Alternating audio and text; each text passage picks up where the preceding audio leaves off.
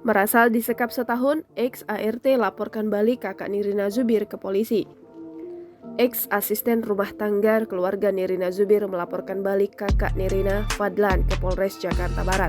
Pengacara Riri Kasmita Syahrudin mengatakan pelaporan ini terkait dugaan penyekapan yang dilakukan pihak keluarga Nirina Zubir kepada Riri dan suaminya.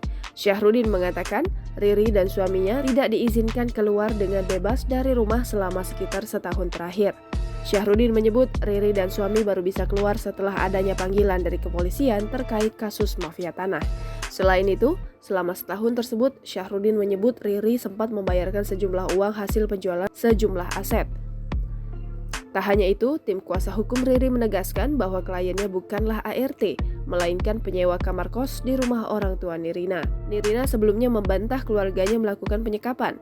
Dia mengaku sudah bertemu penyidik untuk memberikan klarifikasi atas pelaporan tersebut. Kepolisian sudah menetapkan tersangka dan menahan 5 orang yang diduga terlibat dalam penggelapan sejumlah aset milik keluarga Nirina. Kelimanya yakni Riri Kasmita dan suaminya Erdianto dan 3 notaris bernama Farida, Ina Rosiana, dan Erwin Ridwan. Awalnya, terdapat 6 sertifikat tanah dan bangunan senilai 17 miliar rupiah milik keluarga Nirina yang dibaliknamakan menjadi milik Riri oleh para tersangka. 3 diantaranya telah dijual dan dibaliknamakan menjadi milik orang lain, sedangkan sisanya dianggunkan ke bank oleh tersangka Riri. Belakangan diketahui ada 2 aset lain yang digelapkan. Keduanya berada di wilayah Bogor, Jawa Barat.